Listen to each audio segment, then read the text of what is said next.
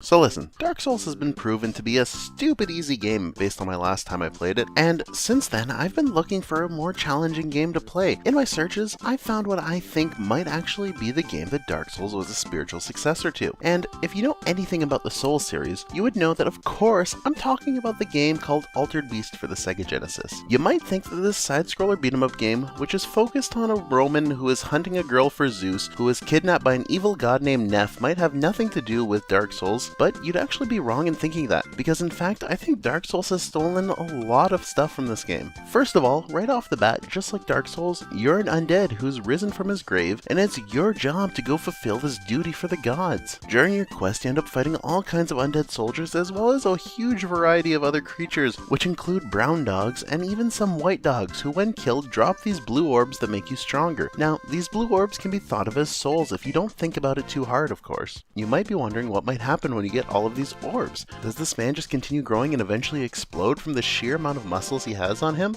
The answer to that question is no, because that's a dumb question, and honestly, you should know better than asking a question like that. The logical answer is, of course, that he becomes so strong and so powerful that he becomes a furry with superpowers, and even on one occasion becomes a scaly, because this game is all about inclusivity, and it reminds us that under every single fursuit is a jacked man out there searching for a woman for his god. Also, the game teaches us that scalies can shoot lightning bolts from their body, and they're a little bit too OP, and that's why you never hear anybody talk badly about scalies as much as they do about furries. Now listen, Dark Souls didn't manage to copy everything right from this game. See, unlike Dark Souls, this game actually has some cool boss fights. Every time you go up to fight a boss, it's always Neph who turns himself into some kind of creature. It's always different each time, and you might be fighting something like a giant red blob who throws his heads at you, or you might be fighting this giant eyeball thing which dies right away.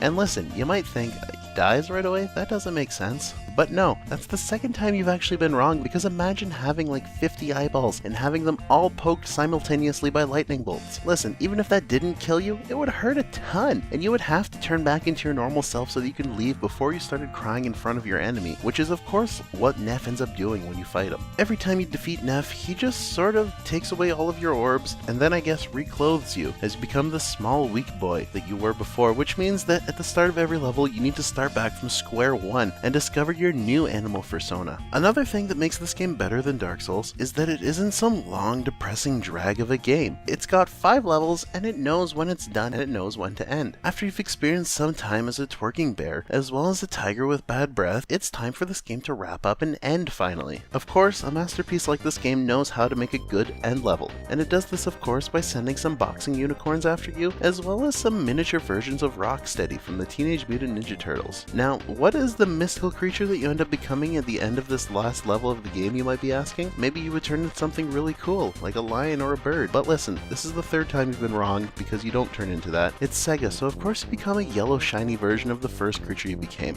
which isn't something Sega's ever done before, and it isn't a trope that we'll see over and over again in all of Sega's games which center around an animal protagonist. The final boss, of course, logically, is a full-sized Rocksteady, and once he's beaten, Neph is dead, and you're victorious. Except, here's the thing, with Neph being dead, there's no one to take your powers back, which leaves you as this golden furry forever. And you might think that that would suck, but according to the picture that this game gives you at the end, it's not a problem, because I guess the girl is into that, and hey, I don't judge. As long as they're happy, I'm happy, and that's another thing that Dark Souls failed to do. There was no happy ending in Dark Souls, and I never even once got to play out as an animal person. So ultimately, this game has just shown me everything that Dark Souls could have been to make it a better game, and it's left me wishing that I lived in a parallel universe, some kind of paradise far away from here, where Dark Souls had done everything right, and it was a true spiritual successor to Altered Beast like it was always meant to be. That there's another video, and I want to thank you for watching it this far along. If you did enjoy it, feel free to give it a like, you can subscribe, you can share, you can do all that kind of stuff, but at the end of the day, you don't have to. If you didn't like it, feel free to dislike it. You can not comment, or you can comment something angry, do what you want. At the end of the day,